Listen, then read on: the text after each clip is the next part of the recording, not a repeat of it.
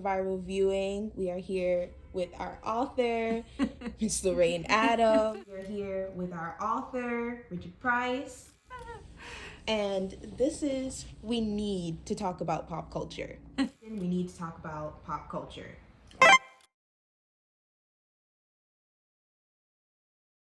Think about pop culture. What is the definition that comes to your mind?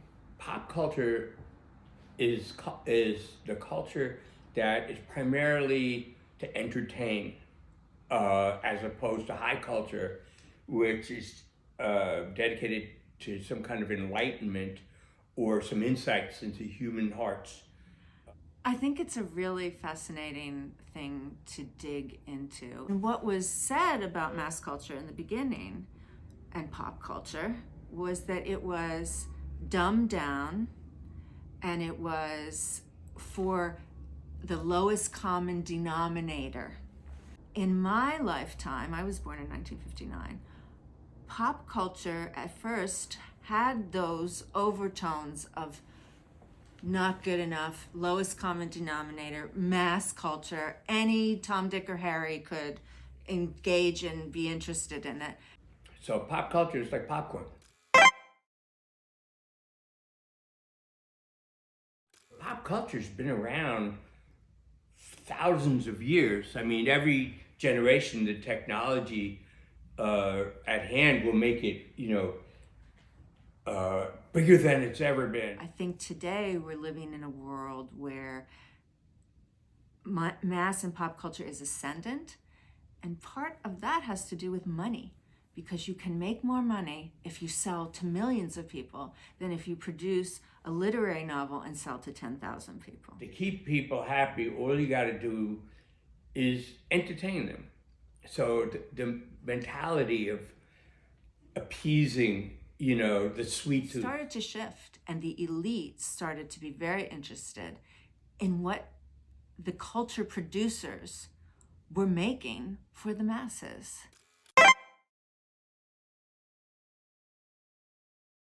Television, when it started out in 1948, the biggest popular show on television was professional wrestling. And because people love professional wrestling, you also had political shows, which, but that's where the money was.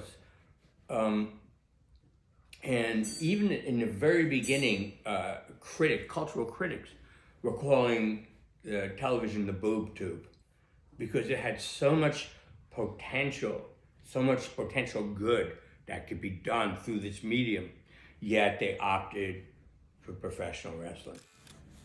Pop culture is becoming a place in the society where very traditionally elite creative works are really subtle.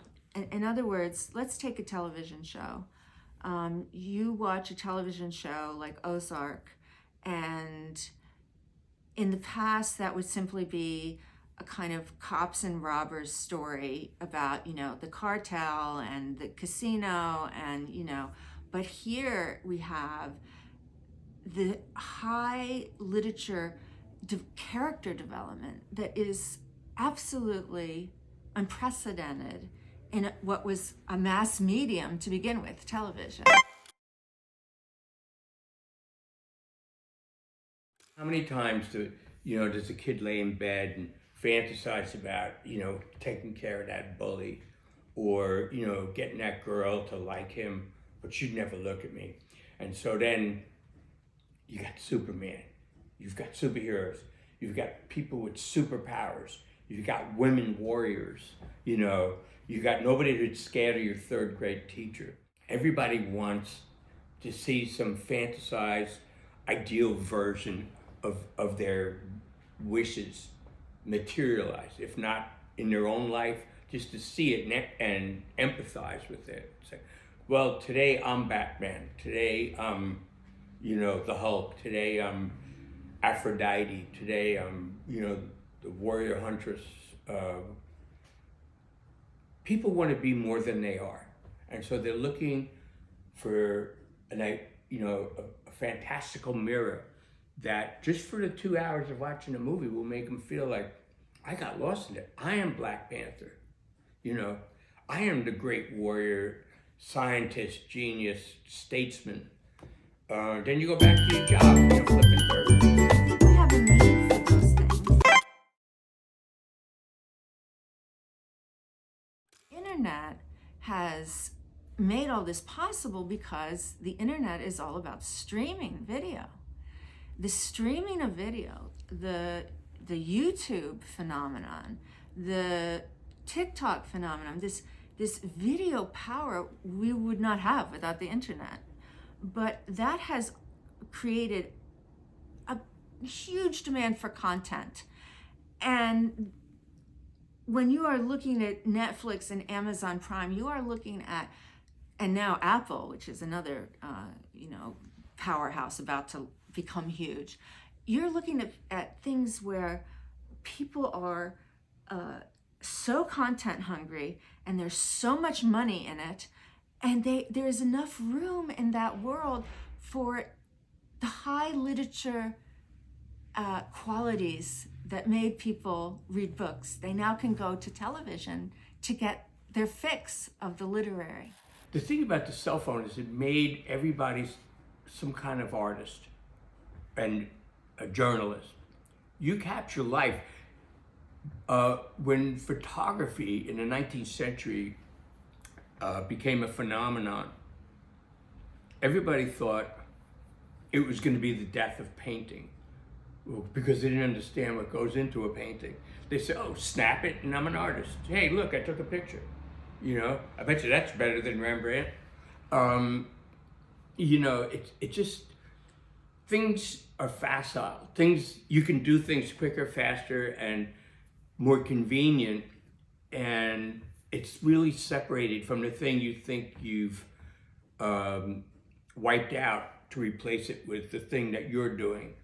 I think that literature requires a mental commitment because it can, let's lay it out, in the beginning pages of a novel, you're entering the consciousness of that writer. And we have to adjust our own consciousness to feel the ease of reading. If you stick with it, you can then become so engaged that you literally don't want to be disturbed by anybody, and your head is in this book because you're living in that creative person's mind, the author's mind. But and the bad aspect of the internet is it made our attention spans so fucking lousy, and you have people who can't make that mental commitment.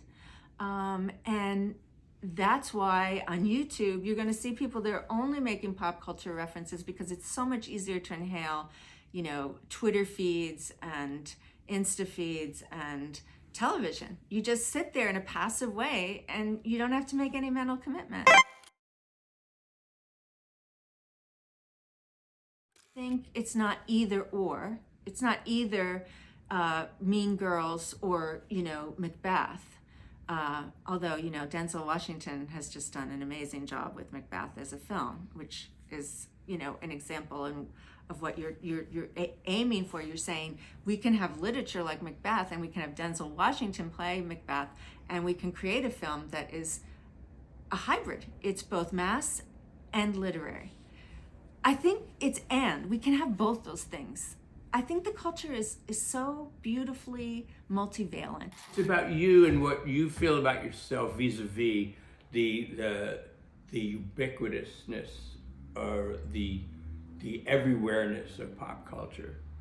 It's like, how do you want to use that?